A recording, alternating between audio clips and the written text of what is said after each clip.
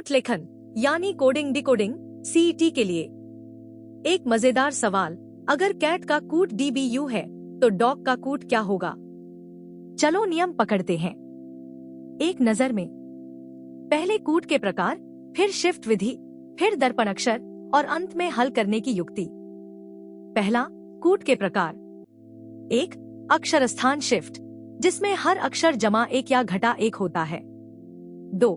संख्या कूट, जिसमें अक्षर को उसकी स्थान संख्या से बदलते हैं। और 3. मिश्रित तथा प्रतीक आधारित कूट। दूसरा, शिफ्ट विधि। कैट से डीबीयू बनता है क्योंकि हर अक्षर जमा एक होता है। सी से डी, ए से बी, टी से यू। उसी नियम से डॉग बन जाता है ईपीएच। और घटाव कूट में हर अक्षर घटा एक होता है। तीसरा, दर्पण अक्षर यानी विपरीत अक्षर। ए और जेड, बी और वाई, सी और एक्स आपस में बदलते हैं। इनके स्थानों का योग 27 होता है। जैसे डी, जो चौथे स्थान पर है, बदलता है डब्ल्यू में, जो 23वें स्थान पर है। चौथा, युक्ति। पहले एक जोड़ी से नियम पकड़ो, फिर वही नियम प्रश्न पर लगाओ। और ए बराबर 1 से जेड बराबर 26 की सारणी याद रखो। ट्रिक याद करो। एक जोड़ी से नियम, फिर वही नियम। पहले दिए कूट से नियम निकालो, शिफ्ट जमा 1 या दर्पण एजेड, फिर वही नए शब्द पर लगाओ। परीक्षा की दृष्टि से पहले दिए गए जोड़े से नियम पहचानो, अक्षर स्थान शिफ्ट जमा 1 या घटा 1, संख्या कूट या दर्पण अक्षर जिसमें ए और जेड का योग 27। फिर वही नियम प्रश्न पर लगाओ। कैट से डीबीयू यानी जमा 1, तो डॉग से ईपीएच।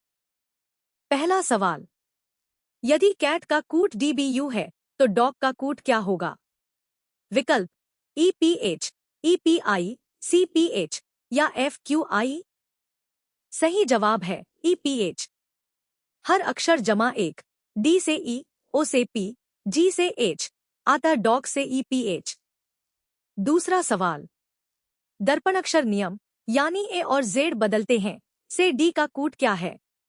विकल्प एक्स, डब्ल्यू, वाई या वी। सही जवाब है डब्ल्यू। डी चौथे स्थान पर है, पूरक 27 घटा 4 बराबर 23 यानी डब्ल्यू। तीसरा सवाल, यदि रेड का कूट 18, 5, 4 है तो यह किस नियम पर है?